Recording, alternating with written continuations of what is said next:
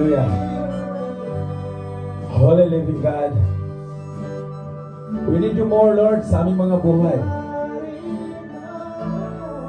Sa mga oras na ito, Panginoon, I pray that your Holy Spirit, Lord, will be encounter your people. That we may encounter you, our holy living God. Right now, Lord, hallelujah, we want you more sa aming mga buhay. You are worthy to be praised, worthy to be lifted in our lives today. Hallelujah. Hallelujah, Lord. You are in the midst of us right now. Purify our hearts, Lord. Purify our lives. Na magiging sisiglan kami ng mga mayayaman mong salita. At sa mga oras na ito, Panginoon, we continue to praise your holy presence. We continue to give thanks unto you, Lord, for delivering us, O God, right now, in the name of Jesus. Ikaw ang aming taupangdangal ngayon, Panginoon. Ikaw ang aming dakilang guro. Ikaw ang magturo sa amin. Right now, Lord, I ask you, Lord, to use my life to be a vessel of your message. And Lord, ikaw ang may taas sa aming kalagitnaan. Ikaw ang siyang makikita na siyang magbigay sa amin ng kaunawaan. Ano ba ang purpose ng aming mga buhay? Bakit narito pa kami? At lalo na sa bansang ito, Panginoon. Let your Holy Spirit dwell in the life of your people. And right now, O God, let your will be done. I pray na ihanda mo ang bawat puso ng bawat isa sa ipinakamensahe mo, Panginoon. Tagalin mo, Panginoon, ang mga preoccupy sa aming mga kaisipan. Nang sa gayon, Lord, ipalit mo, Panginoon, ang kayamanan mo na iyong bubuksan sa amin ngayon. Maraming salamat, Lord. Hallelujah. Make our life, Lord, a life that will be a living testimony that you, Jesus, our Lord and Savior, you are never changed. You are the same yesterday, today, and tomorrow, God. Lord, magkaroon man ng delay ang pangako mo sa bawat buhay namin. But yet, Lord, you are a worker miracle God we have. You will fulfill your promise. And that promise, Lord, we will claim tonight by faith. In Jesus' name, with the fellowship of the Holy Spirit, let this church honor and reverence you. In Jesus' name, amen. Amen.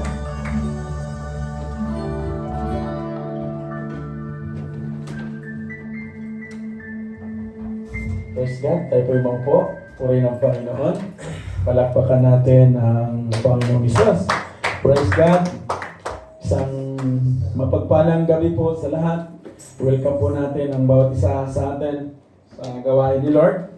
At nawa yung mensahe niya, yun yung ating, or matagpuan tayo ng Panginoon na tatanggap ng kanyang biyaya. Amen? Amen. At ito yung ating pag-uusapan ngayong gabi, mga kapatid. Sabi nga ng kanyang salita, we need to trust the Lord and do good, dwell in the land, and befriend faithfulness. So let's delight ourselves to the Lord. Amen? So that He will give the desires of our heart today. At salamat sa Panginoon. Ang inyong likod po, Kuya Nas. Salamat sa buhay ni Kuya Alvin. Amen. Taga Bicol po siya. Kasama na ni Kuya Arofil. So one day, kasama po natin siya. Praying na hindi lang siya. Marami pang kaluluwa. So salamat doon sa aming stopover. Pero may ginawa na po si Lord habang bumabiyahe kami. So ang pag-uusapan po natin, patungkol po ito sa kung paano po tayo pinili ng Panginoon. Ang pag-uusapan po natin, ito yung tema ng buwan na to, set apart for Christ. So pag pinag-usapan po yung set apart, paano po tayo tinawag ng Panginoon, paano po niya pinreserve ang mga buhay natin, pwede mang hindi tayo magkita ngayon, pwede ding hindi tayo magkasama ngayon, but yet the Lord preserve our lives, preserve your life, preserve my life, for Him to be glorified. Amen? For Him to be honored. Ma-honor si Lord, ma-reverend ang kanyang ginawa sa bawat buhay natin. When we place our faith, pag ilagay natin ang ating pananampalataya sa Panginoong Hesus and become a believer, we are sanctified. That is set apart for God's purpose.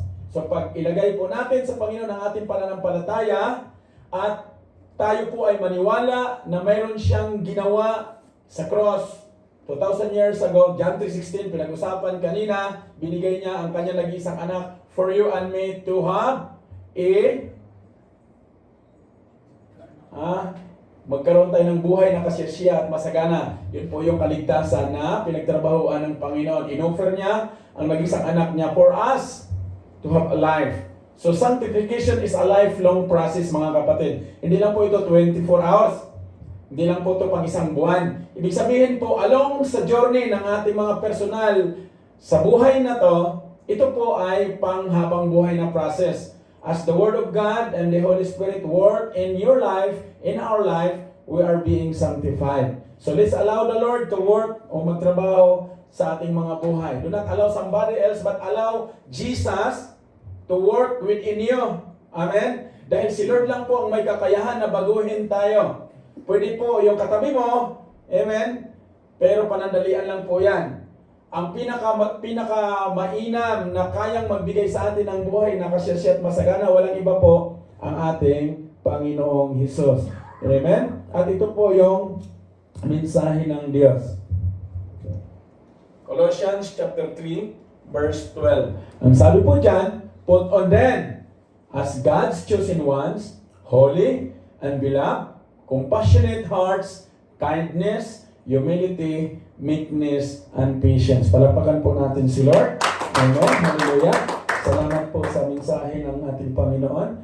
May your grace upon us tonight, Lord. Salamat sa iyong ituturo sa amin. Patuloy mo kami, Panginoon, bigyan o buksan mo ang durungawan ng langit for us to know very well what is your will sa aming mga buhay. Ano ba yung plano mo? At lalo mo pa kaming gamitin, lalo mo pa kaming i-set apart, Lord, for your grace. In Jesus' name, Amen. Amen? Yan po yung pag-uusapan natin. Put on then, as God's chosen ones. Amen? Holy and beloved, compassionate hearts, kindness, humility, meekness, and patience. Pag wala po ang Panginoong Hesus, mga kapatid, ni isa dyan, wala po tayong kakayanan magawa yan. Yan po yung katotohanan. Kaya kailangan natin ang Panginoong Hesus dahil pag wala ang Panginoong Hesus sa sentro ng ating pagkatao, sa ating mga puso, mga kapatid, I'm telling you today, pwedeng gawin mo yan, pero pang isang oras lang.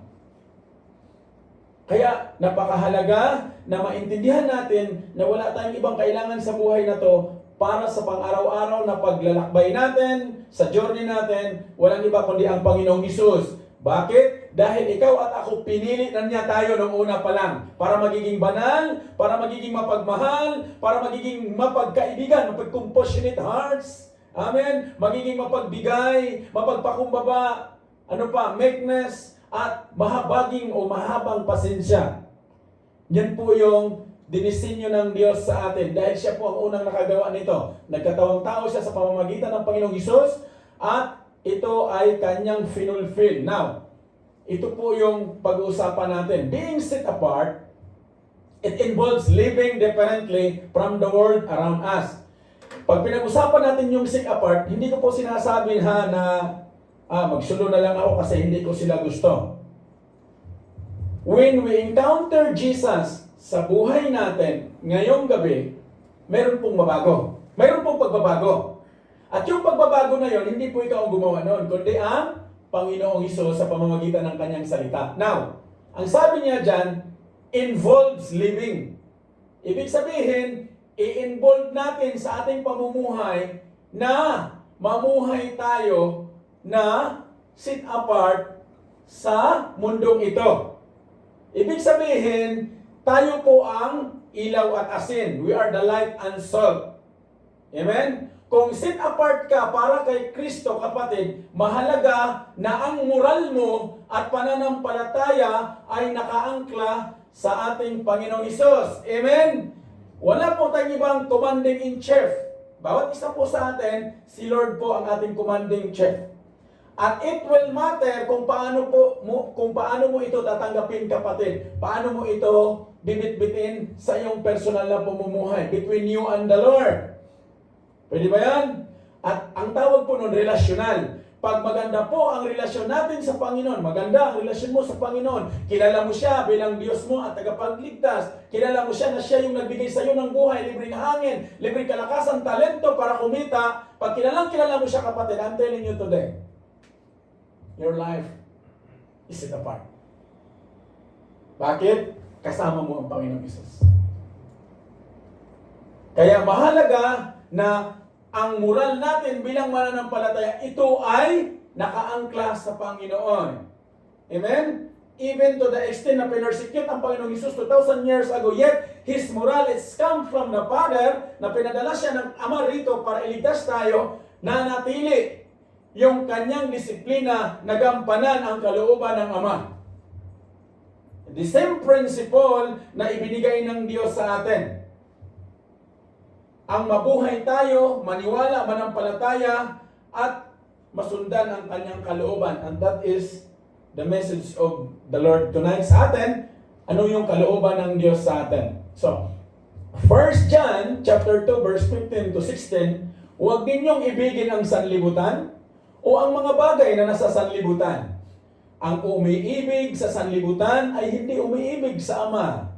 Ang lahat ng nasa sanlibutan, ang masasamang nasa ng laman, ang nasa ng mga mata, ang mga pagmamalaki sa mundong ito ay hindi nagmumula sa Ama, kundi sa sanlibutan. Nais natin ang set apart. At ito po yung sinasabi ng salita ng Diyos. When we are set apart from the worldly desires, mga kapatid, ito po ang sabi ng Panginoon. Kailangan mamuhay tayo ng naayon sa pinakawil o kalooban ng Diyos sa atin. Ang sabi niya dyan, huwag nating ibigin ang sanlibutan. Paano po ito? Nandito tayo eh. Walang pinagkaiba dun sa napag-usapan natin kanina sa sasakyan. Ang pera hindi masama. Pero pag minahal mo na yung pera, doon na magiging masama ang kaisipan ng tao. Kasi marami nang maiisip na hindi maganda.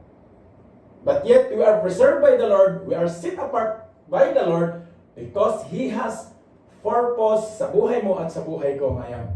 Amen? At hindi lang dito magtatapos, mga kapatid. Isaiah said in his word, the word of the Lord will not return to Him void, but it will accomplish something new sa buhay mo at sa buhay ko. Are you ready?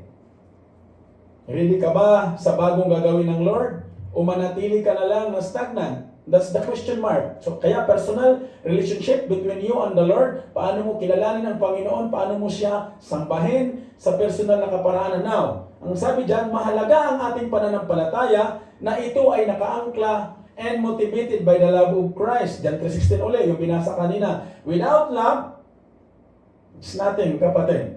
Kaya napakahalaga yung pagmamahal dahil nagmula ito sa ating Panginoong Hesus.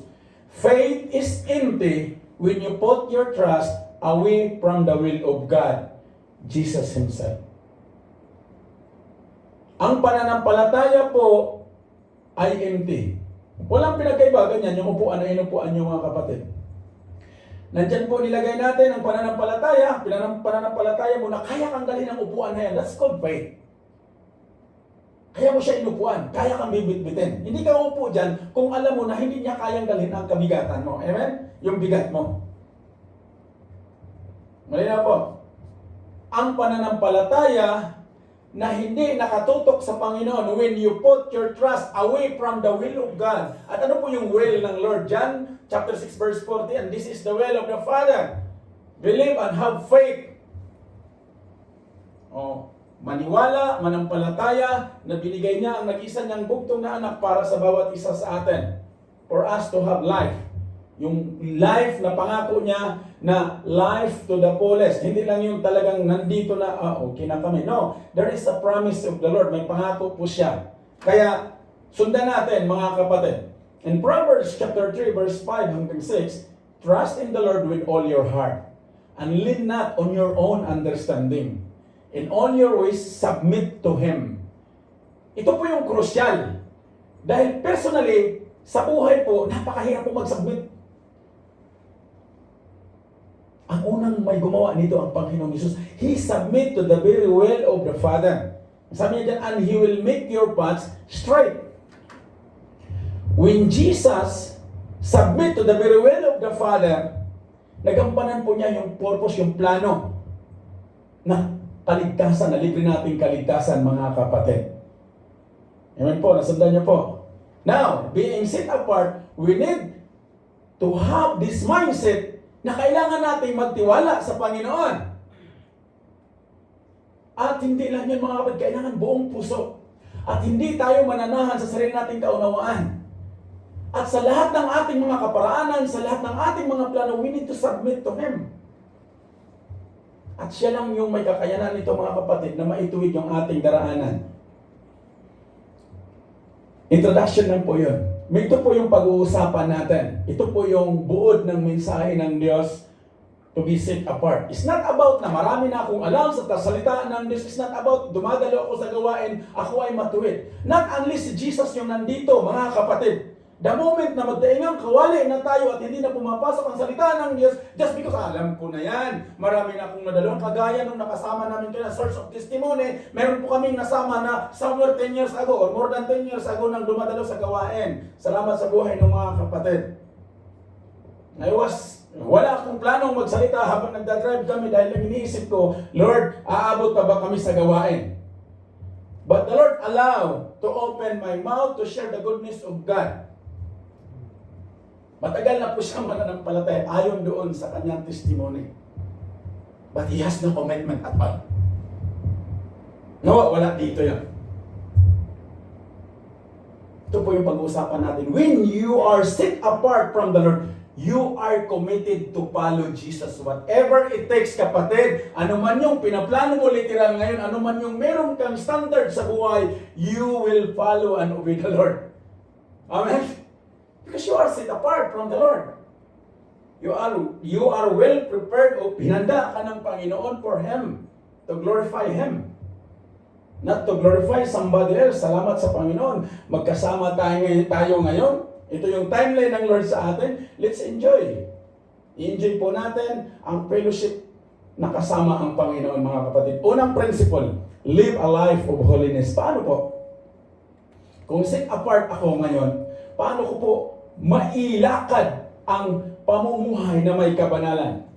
Sabi niya dyan, strive for a life that reflects God's character. Avoid compromising your values or participating in sinful behaviors. Seek purity in your thoughts, actions, and relationship. Pwede ba yan, mga kapatid? Naalala ko kanina yung nakasama nga namin, ano mo pangalan noon? Nakalimutan ko na, by the grace of God. Sabi niya dyan, avoid compromising your values or participating in sinful behaviors. Kung dumalo ka na sa gawain, sabi ko sa kanina, kung talagang dumalo ka na sa gawain, may commitment ka sa Panginoon. Hindi mo i-compromise ang values, ang salita ng Diyos na narinig mo, and you will participate where? Kay Lord. Hindi ka mag-participate doon sa sinful behaviors. That's what it is, set apart. Kaya itong lakad natin, it is not about na, kailangan ko itong gawin. Hindi, kapatid. Allow the Holy Spirit to work within us, within you today. Then, siya yung mag-guide. Wala tayong ibang gagawin ngayon. Let's seek purity in our thoughts, yung kaisipan natin, yung action natin, ang ating relationship. Unang-una sa Panginoon, susunod po yan. Pamilya, kapatiran. You will value those people not lovable at all just because Jesus value you, value me. Yun po yun, mga kapatid. In 2 Corinthians chapter 7 verse 1, therefore since we have these promises, dear friends, let us purify ourselves from everything that contaminates body and spirit, perfecting holiness out of reverence for God. Ito po, ang sumulat po nito si Apostle Paul. Nung sinulatan po niya ang Corinthians o Church of Corinthians, Sa pangalawang sulat niya, sabi niya, therefore. Pag sinasabi pong therefore, it is concluded. Hindi na po pwedeng mag-reason out. Di kasi brad, si Kuya Nas kasi. Kaya ako natisod, kaya ako tumigil sa gawain kasi hindi ko talaga gusto yung mukha niya eh. Wala pong ganun, kapatid. Whether you like it or not, matanggal naman itong nasa harapan mo ngayon. Paglabas mo, mayroon ka na makita. Magkukomento ka na naman, that's his life. Kaya kailangan natin si Jesus. Pag si Jesus ang nakikita natin araw-araw, wala kang ibang gawin. You will worship the Lord. Lord, salamat. Dahil committed ka, nabigyan ako ng buhay. Natutunan ko, Panginoon, ang magiging bilang. It's the message of the Lord. Yun yung sinabi ni Paul. Therefore, since we have these promises, dear friends, let us purify ourselves from everything that contaminates body and spirit, perfecting holiness out of reverence of God. Reverence, meaning may kabanalang pagkatakot sa ating Panginoon. Mga awit, 119 verse 9, paano mapapanatiling malinis ang pamumuhay ng sinumang tao sa kanilang kabataan sa pamamagitan ng pagsunod sa banal mong kautusan. Talapakan po natin ang Panginoon. Ang sundan po natin ang banal na kautusan ng ating Panginoon. Yan po yung, ang sumulat po niyan si Haring David. Amen. Remember, holiness involves living in alignment with God's character and purpose. We need to align or realign our life to Jesus. Sabi niya dyan, ang kabanalan ay it will involve living. Ma-involve yung pamumuhay natin na ma-align tayo sa karakter ng ating Panginoon at yung purpose at plano niya sa ating mga buhay. It's about being set apart for His glory. Amen? Yun po yung nais ng Diyos. Pangalawang principle, live a life of integrity. Kwentuhan lang naman, Kuya Nas, okay na. So, paano po siya? Tingnan natin. Live a life of integrity. Be consistent in your belief and actions. Let your words match your deeds. Kung ano po yung lumalabas sa bibig natin, i-match po natin yung ating ginagawa sa ating physicality. It's not about, kilala ko si Robert, okay naman kami ni Lord.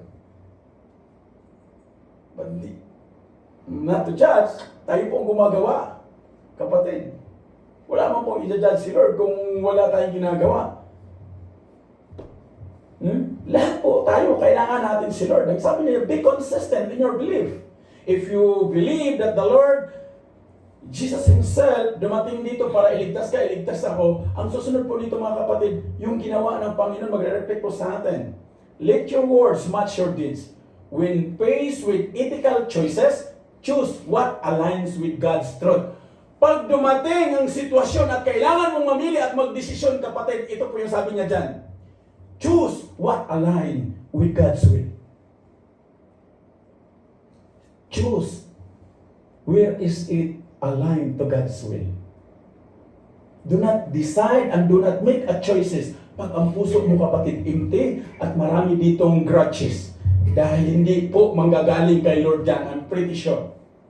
Kailangan na ang Panginoon, ang pagmamahal ng Panginoong Hesus, ang katotohanan niya, yun po yung magdadala sa atin sa tamang pagpili, sa tamang pagdesisyon. The Bible said in 1 Peter chapter 3 verse 16, keeping a clear conscience, so that those who speak maliciously against your good behavior in Christ may be ashamed of their slander. Amen? Keeping a clear conscience, so that those who speak maliciously against your good behavior in Christ may be ashamed of their slander. The Lord will fight for you. The Lord will fight for us. Proverbs chapter 12, verse 22. In English Standard Version, the Lord detests lying lips, but He delights in people who are trustworthy. Being set apart, live a life of integrity. Ito po yung sinasabi ng Panginoon sa kanyang salita. Delights in people who are trustworthy. The Lord detests lying lips, but He delights in the people who are trustworthy, church. Pangatlo, live a life with a purpose. Paano po, kapatid? Paano po, Lord? Paano po ako mamuhay na naayon sa purpose mo yung aking tinatayuan? Understand your purpose as a follower of Christ. Live intentionally, knowing that you're part of something greater. Parte ka sa katawan ni Kristo, kapatid, at use your gift and talents to serve others and bring glory to God. Amen? Willing po ba tayo yung talento natin? Hindi po ako marunong. Hindi po totoo yun. Bawat isa po sa atin, meron pong talent na in-invest si Lord. Yung mga skills natin, nandyan lang yan. Kailangan ma-activate. Kaya kailangan natin si Lord. Now, in 2 Timothy chapter 1, verse 9, God has saved us and called us to a holy life. Not because of anything we have done, but because of His own purpose and grace. Pwede po? Amen? Hallelujah! Hindi po dahil sa mayroon tayong nagawa na mabuti, but because of His own purpose. Yan po yung sinasabi dyan ni Paul kay Timothy. Amen? Hallelujah! Proverbs 19:21, many are the plans in a person's heart, but it is the Lord's purpose that prevails.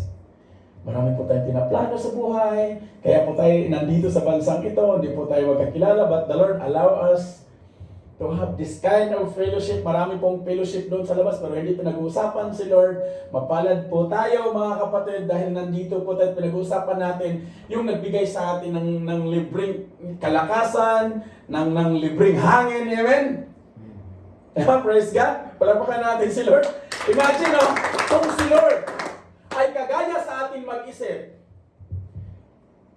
maglagay si Lord ng manifold dyan sa taas. Sa bawat hinihinga natin, may manifold, may metro. Sa isang taon, ilang araw po isang taon? 365 days. So, ang laki na po ng utang natin kay Lord. Wala po tayong kakayanan na magbayad. So, ito yung ginawa natin na magbalik pa sa salamat sa Lord. Praise God, no? Kaya mapalad, we are being blessed enough by the Lord na mabigyan tayo nito. Ang sabi niya dyan, seek His guidance. Hanapin natin yung guidance ng Panginoon. Alam niyo mga kapatid, kaya naging mahirap ang buhay Kristiyano. Hindi po taga rito to, ha? Kasi wala pong acceptance. Yung puso't tigib, daming grudges, maraming salubin. If we doesn't know how to release what is in here, na hindi galing kay Lord, kapatid, magbibilang pa lang ng taon. Naalala ko talaga kanina yung sinabi nung kasama namin. Meron po kami kasama na matagal na siya nananampalataya. Dumadalo doon sa Qatar. Doon siya nabaptize sa Qatar, di ba? Ayun, yun yung sinabi niya, nabaptize ako doon. Dumadalo sa Riyadh. May Jeddah ba siya? Riyadh lang, no? Riyadh yung sinabi niya, Kuya Alvin? O Riyadh? Kaya sabi ko, wow. Sabi ko, Lord, mas matagal pa ito sa akin. Hallelujah. Pero ba, alam niyo mga kapatid, hindi yun sa haba eh. Kundi kung paano tayo mayroong kabanalan sa harapan ng Diyos.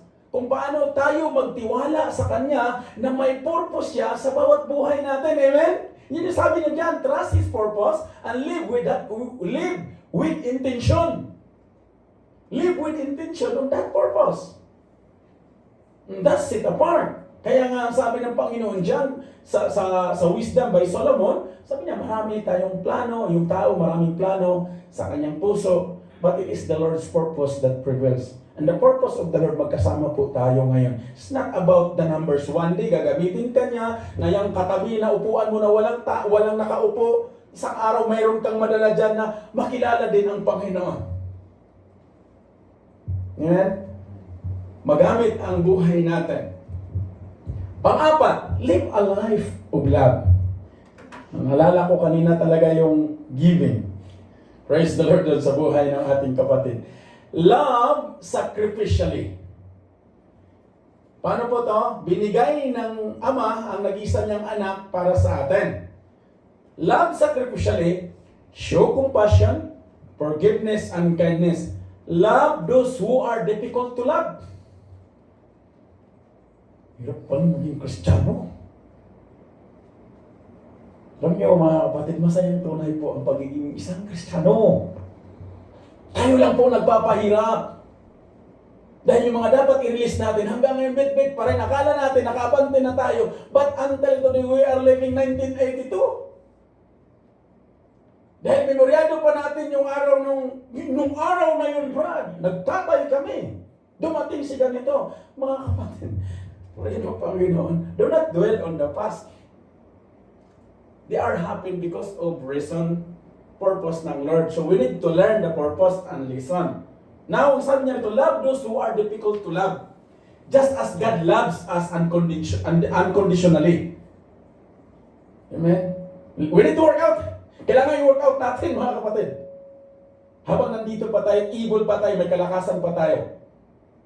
Dahil between me and the Lord.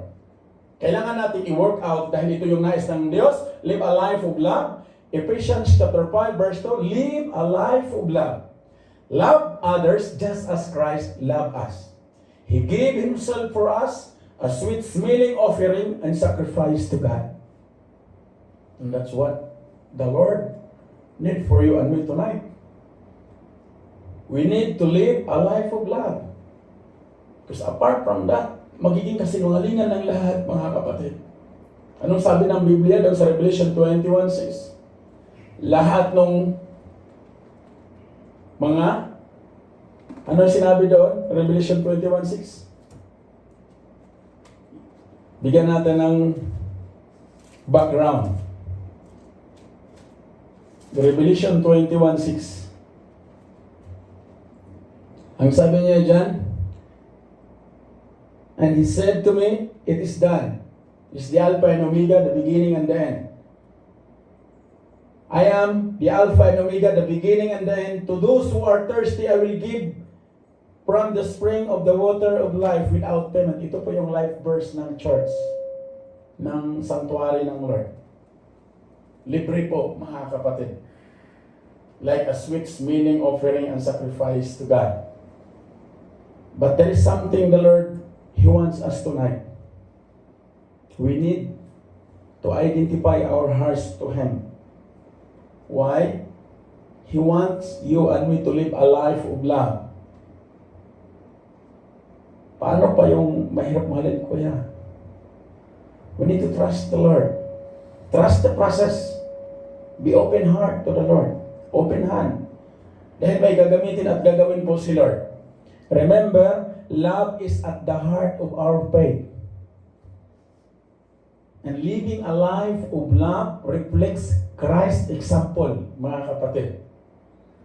Ang pagmamahal is at the heart of our faith.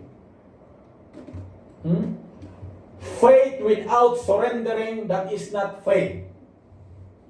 Trust without surrendering, that is not about trust. That is not trust to the Lord. Kaya nga, to trust is to surrender. Kanino? Kay Lord. Faith without trust, hindi yan matawag na naka-align sa Panginoon na pananampalataya. We need to trust the Lord. And living a life of love reflects His example sa ating mga buhay, yung ginawa niya. Kaya tayo nandito pa sa mundong ibabaw. Panglima, lastly, mga kapatid, live a life of hope. Sabi niya dyan, set your hope on eternal things. Remember that this world is temporary. And our true home is with God. Live with an eternal perspective.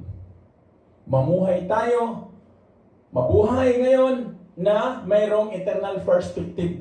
Yung mga mind setting natin. Temporary lang ang mundong ito sa bawat isa sa atin. Mayroon po tayong permanenteng tahanan. Yan po yung hinanda ng Panginoon.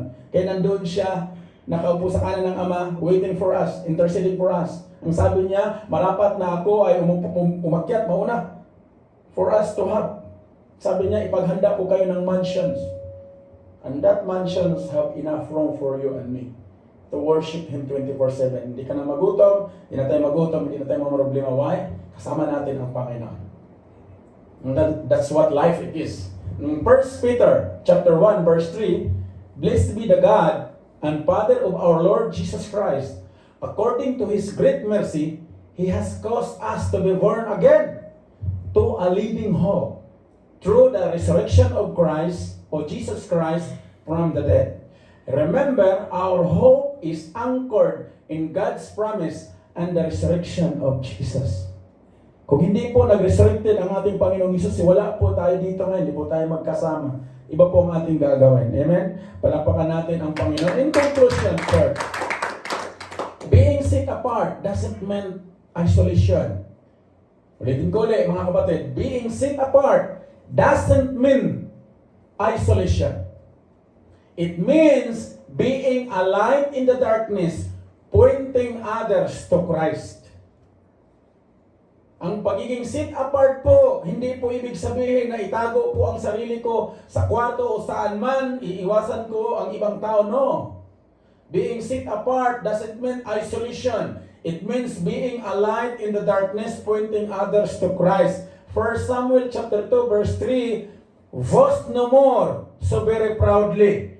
Huwag po tayo o tigilan na natin ang pagmamalaki. Do not let arrogance come out of your mouth. For the Lord is a God of knowledge, and with Him actions are weighed. Acknowledge God's wisdom and avoid arrogance. And that is the message of God. In application, mga kapatid, compassionate hearts show empathy and kindness to others, even when it's challenging. Cultivate a heart that cares for people's well-being and seek to understand their struggles. Yan po yung compassionate.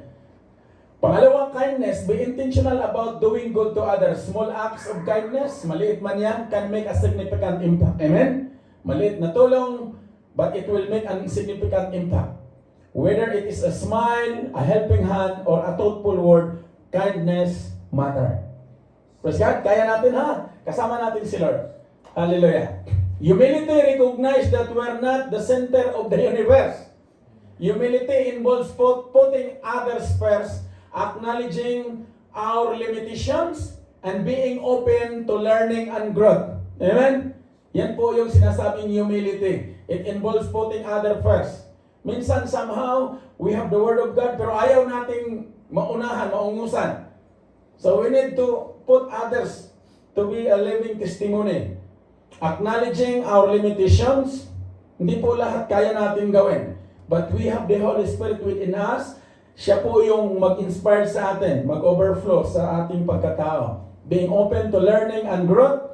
Meekness isn't weakness. It's strength under control. Kalakasan na kontrolado by the grace of God. It means choosing gentleness over aggression, responding with grace, and seeking reconciliation rather than conflict.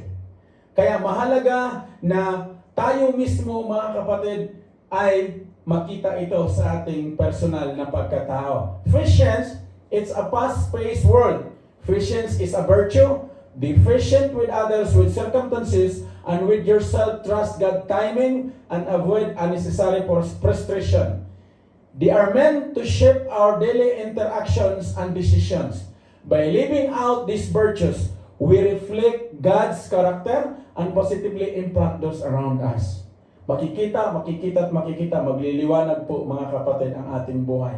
Again, put on them as God's chosen ones. Tayo po tumayo. Holy and beloved, compassionate hearts, kindness, humility, meekness, and patience. Yan po yung mensahe ng Panginoon. To be set apart, mga kapatid, we need to live intentionally. Live intentionally. Huwag po natin iasa sa bahala na. Huwag po. Allow the Lord.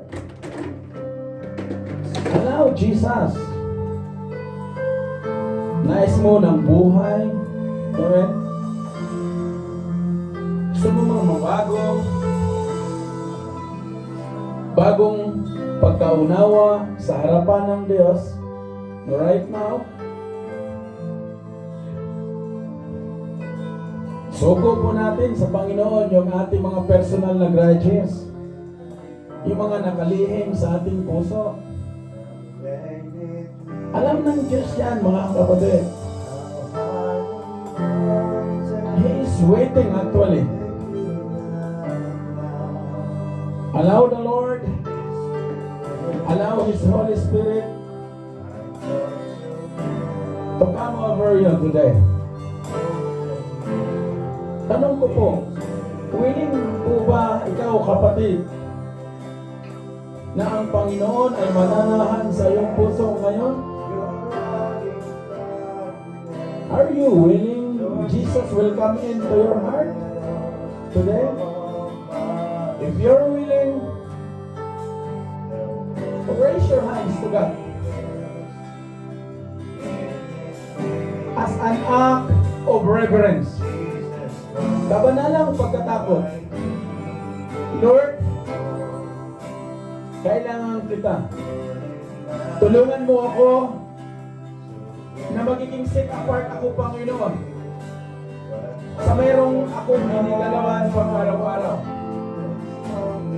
Allow your words that I heard tonight, that I can anchor my life onto it.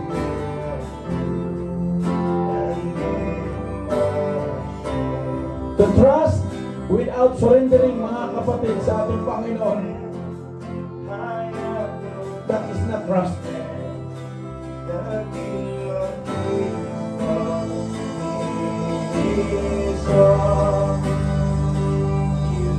A faith without trust, that is not faith.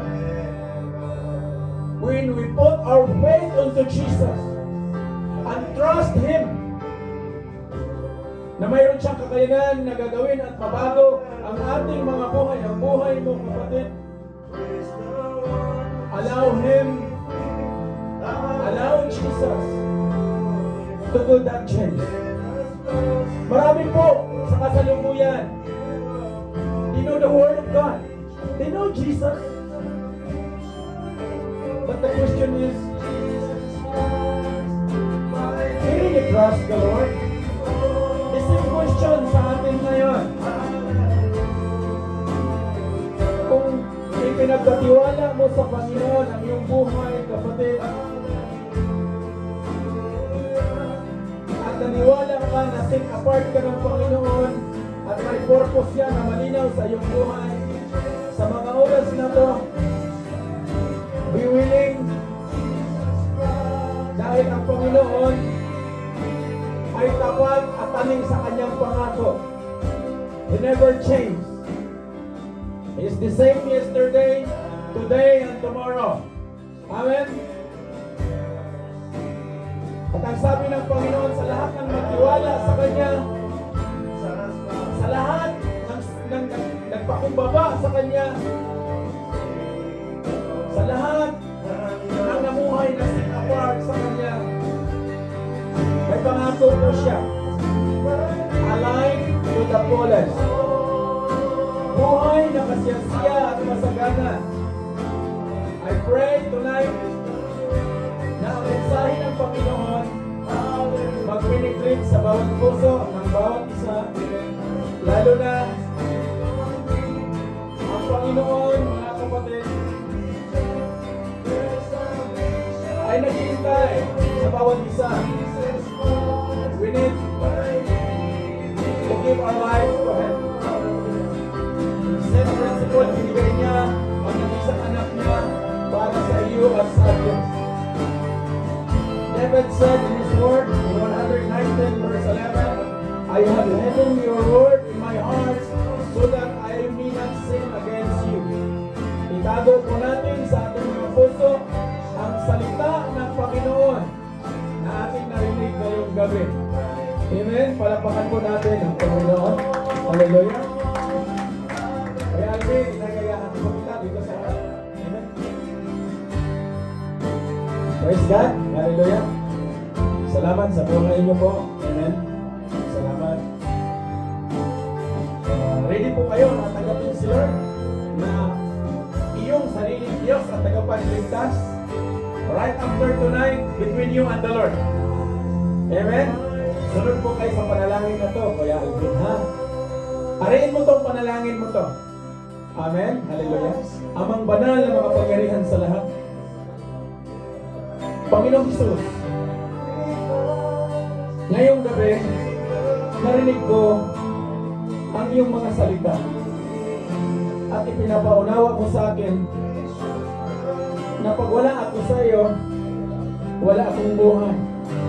Kaya sa mga oras na to, ako'y lumalapit sa iyo, nagpapakumbaba at itinataas ang pangalan mo sa aking buhay at pinaunawa mo sa akin na ikaw lang ang may kakayanan na patawarin ako sa aking mga nagawang kasalanan. Sa mga oras na to, tinatanggap kita na aking Diyos at sariling tagapagligtas. At sa mga oras na to, isinusuko ko sa inyo ang aking buhay at sundan ko ang ninanais mo sa akin. At sa mga oras na to, Panginoong Hesus, ikaw na ang magtimon sa mayroon ako na natitirang buhay at kalakasan kasama ang aking mga mahal sa buhay. Salamat sa iyong mensahe. Dakila ka in Jesus' name. Amen. Palapakan natin ang Panginoon. Hallelujah. Ang sabi ng salita ng Diyos, isang kaluluwa na magbalik loob sa Kanya, libo ng Kanyang mga anghel ang nagburi. The same principle, mga kapatid, tayo po ay witness sa gagawin ng Lord sa buhay ng Kuya Alvin. Hindi accidentally na nakasama natin siya. Hallelujah. At may purpose at plano ang Diyos sa kanyang buhay, sa buhay mo, at sa buhay ko. Palapakan natin muli ang Panginoon. Hallelujah. Grace and mercy upon us in Jesus' name. Amen.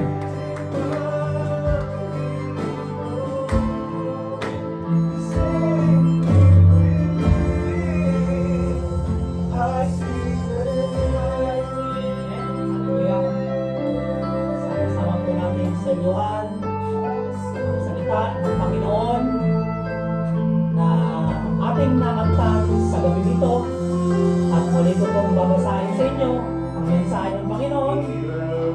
Kaya bilang mga banal at minamahal ng mga pinili ng Diyos, dapat kayong maging mapagmalasakit, maganda ang kalooban, mapagkumbaba, mabait, at mapagtiis. Hallelujah! Hallelujah! O mga paging Ama, dakilang Hari, hallelujah! Salamat! Salamat sa mensahe mo na pinagkaloob mo sa gabi nito. Sa inyo mo po, O Lord God, hallelujah! Ang mga salitang ito, hallelujah! Na inilaga po sa aming kalapitnaan sa pinakatabang bahagi ng bawat puso namin. At kung saan, O Lord God, you choose us. Pinili mo kami. At sinet apart mo kami, O Lord God. Hallelujah.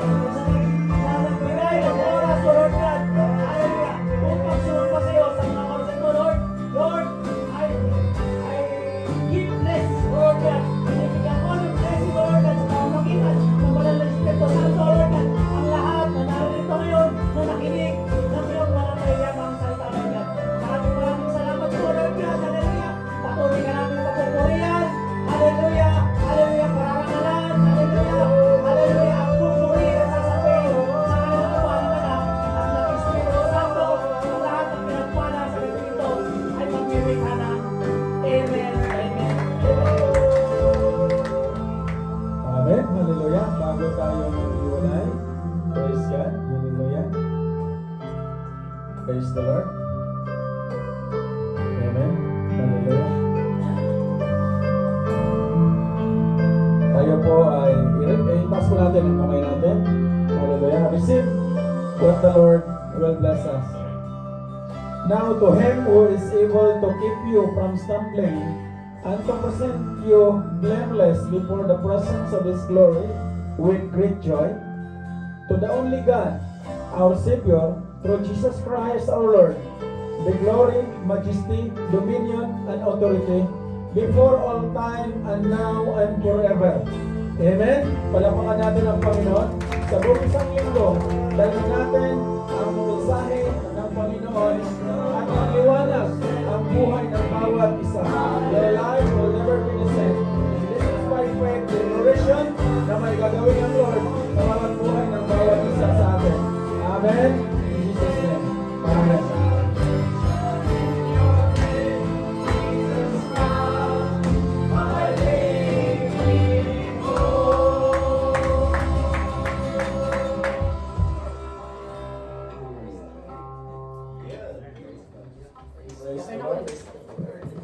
Yes.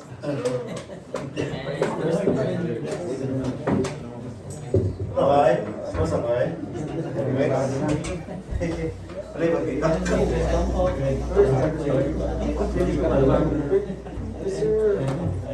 Sama ba yung pag-practice ng silindro?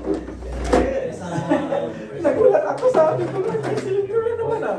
Saan ba nanggaling yung silindro mo? Salamat po sa buhay mo. Amen. God bless po. Si Lord talaga ang ginamit tong mga kasama ni First God. Si Albert po, taga-Bicol din. Welcome! Alam na sa Bulacan na siya. Welcome, sir. How are you? Taga-Bicol din sa Bicol lang. May greeted sa Bicol, pero hindi na ako sa Bicol. May greeted lang.